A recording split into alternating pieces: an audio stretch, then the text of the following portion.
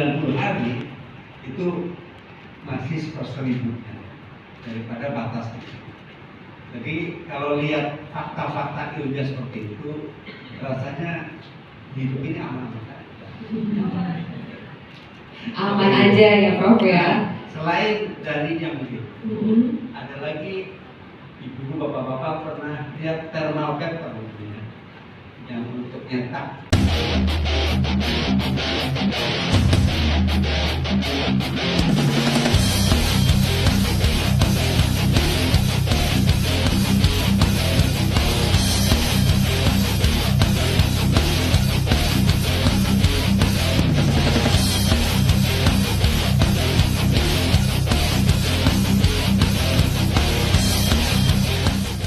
Untuk BPA itu memang yang disinyalir itu bisa misalnya nih ya, ada penelitian-penelitian yang menemukan bahwa katanya BPA itu bisa menimbulkan kelahiran prematur misalnya, atau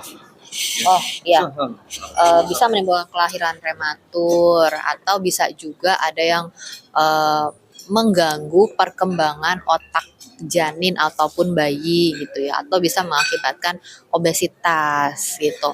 Nah itu bisa sih gitu, cuma memang untuk evidence base-nya kan tadi kan kita ada beberapa level of evidence ya, ada yang meta analisis yang merupakan kumpulan dari RCT atau penelitian uji klinis, terus uji klinis, penelitian observasional yang kita ikutin gitu ya, kita cuma amati saja, penelitian uji coba pada hewan, sama pendapat ahli gitu. Penelitian-penelitian BPA selama ini kelemahannya adalah belum ada yang uji klinis pada manusia, apalagi RCT, apalagi meta analisis yang kumpulan-kumpulan RCT itu dikumpulin kita analisis gitu kan.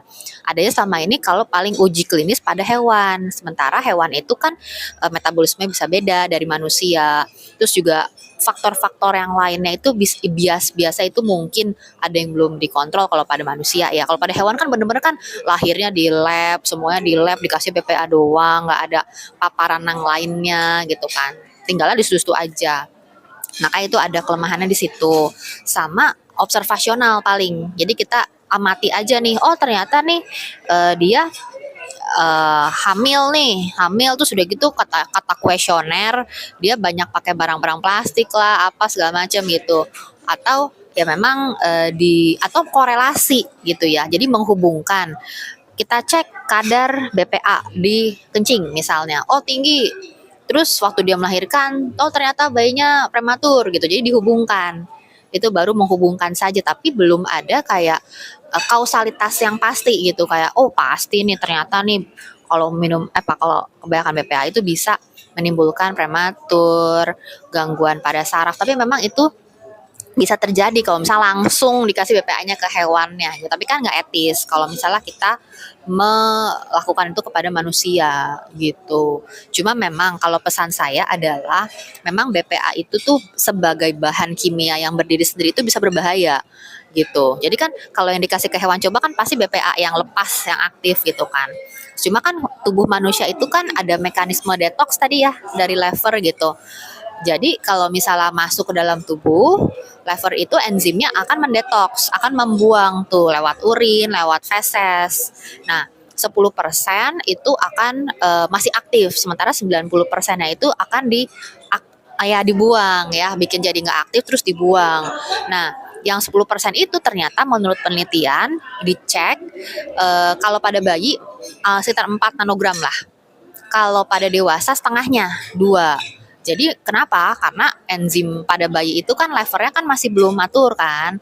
Semakin dewasa ya dia semakin bagus kerjanya. Jadi semakin bagus detoksnya. Kecuali mungkin ada orang-orang yang rentan. Misal imunitasnya kurang bagus, ada penyakit lever, sakit kuning atau apa. Atau mungkin kadar lemaknya berlebihan di dalam darah di dalam tubuh dia, karena kan BPA kan larut lemak kan, terakumulasinya kan di dalam lemak gitu. Jadi ada berbagai faktor. Kalau menurut saya sih yang penting meskipun nih ya, oh ternyata ada BPA nih di dalam tubuh anak, bayi dan dewasa, tapi itu kadarnya masih jauh di bawah ambang batas aman yang ditetapkan. Kalau BPOM kan 0,6 mg. Sementara yang tadi kan dia nanogram, jadi bedanya tuh jauh sekali 1/1000 1 juta ya gitu. Jadi meskipun ada tapi masih dalam batas aman. Kalau misalnya nggak ada, ya nggak ada lagi yang mau pakai plastik, Pak. Kalau udah terbukti banget tuh, wah jelas nih. Misalnya kayak, oh kanker serviks disebabkan oleh HPV, langsung dibikin vaksinnya kan, karena itu sudah jelas. Gitu. Kalau yang ini kan, kalau benar-benar udah jelas, mesti di-ban Pak semua. Pasti ya. Gitu. Kemudian saran dokter untuk konsumen yang masih ya ini mungkin kebanyakan dari masyarakat kita ya masih mengkonsumsi karena pola hidup sendiri.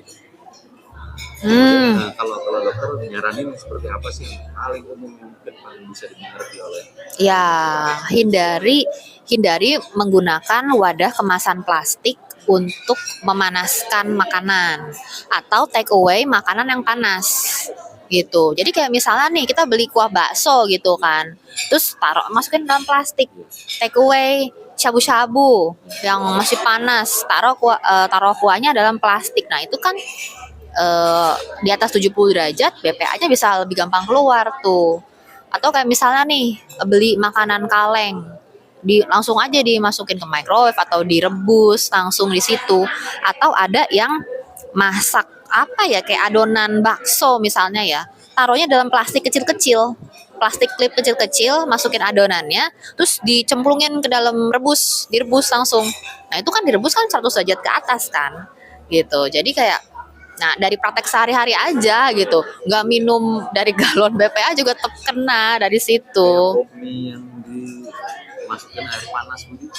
Nah itu ada lah kandungan apalah yang di situ gitu kan. Kalau misalnya dia emang dilapisi oleh plastik BPA gitu kan, kalau misalnya di atas 70 derajat atau kan 100 gitu kan. Nah itu juga ada lah yang keluar tuh gitu.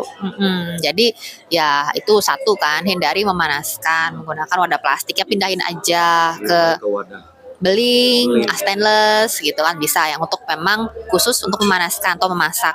Terus yang kedua, kita kalau misalnya pilih kemasan plastik, kemasan makanan minuman yang dari kaleng atau apa yang ada lining BPA-nya, itu jangan yang udah rusak, yang udah tergores, yang udah kembung gitu ya, atau yang udah deket expired atau bahkan sudah expired, karena pasti paparan BPA-nya akan lebih banyak gitu. Terus satu lagi mungkin pendapat dokter tentang regulasi pemerintah yang mewajibkan pelabelan BPA ini. Pertanyaan ini juga ke profesor tadi saya juga. Ya, Pendapatnya gimana? sebenarnya sih boleh-boleh aja kan, bagus gitu. Sebenarnya pelabelan BPA free itu kan untuk memberikan kenyamanan, ketenangan dan perlindungan untuk konsumen gitu kan. Jadi biar konsumen juga bisa menentukan. Cuma memang akan lebih baik kalau pelabelan itu tepat gitu. Jadi memang BPA free itu memang diberikan untuk plastik yang mengandung BPA. Jangan dipakai sama plastik yang emang tidak mengandung BPA. Misalnya kayak ini bapak cowok, terus bapak kasih label bukan cewek, ya pasti ya tidak tentunya gitu. Kalau misalnya kayak, oh ya nih, ini plastiknya tadi ada BPA, tapi karena diproses sedemikian rupa jadinya sudah BPA free, ya itu boleh gitu. Misalnya kayak bensin ya bebas dari timbal misalnya kan. Ya kalau misalnya ya bunga nggak ada timbalnya gitu, maksudnya kan ya yang logis aja gitu. Boleh banget untuk pelabelan, tapi jangan disalahgunakan, itu aja. Jadi biar masyarakatnya nggak apa ya keliru gitulah. Dok, Gitu. terakhir dari saya dok, kalau soal detoksifikasi terhadap BPA itu, apakah perlu kita mencermati lifestyle kita atau kita yang pandai untuk memilih makanan yang harus kita konsumsi? Ya, jadi sebenarnya itu tergantung dari banyak faktor ya. Memilah makanan, wadah kemasan, cara memasak. Terus yang berikutnya itu adalah ya ini, kalau misalnya nih lifestyle bikin sakit liver, perlemakan hati, fatty liver, kebanyakan makan goreng, lemak, gula, itu akan merusak liver. Akibatnya mungkin fungsi detoksnya akan berkurang gitu kan, atau penumpukan lemak berlebihan dalam tubuh. Nah BPA itu kan larut lemak, nanti kan akan lebih banyak terakumulasi ke dalam tubuh gitu. Jadi ya semuanya berpengaruh lah, saling berkontribusi gitu ya. Oke, Oke, baik. Iya, Dok, makasih banyak dok. iya.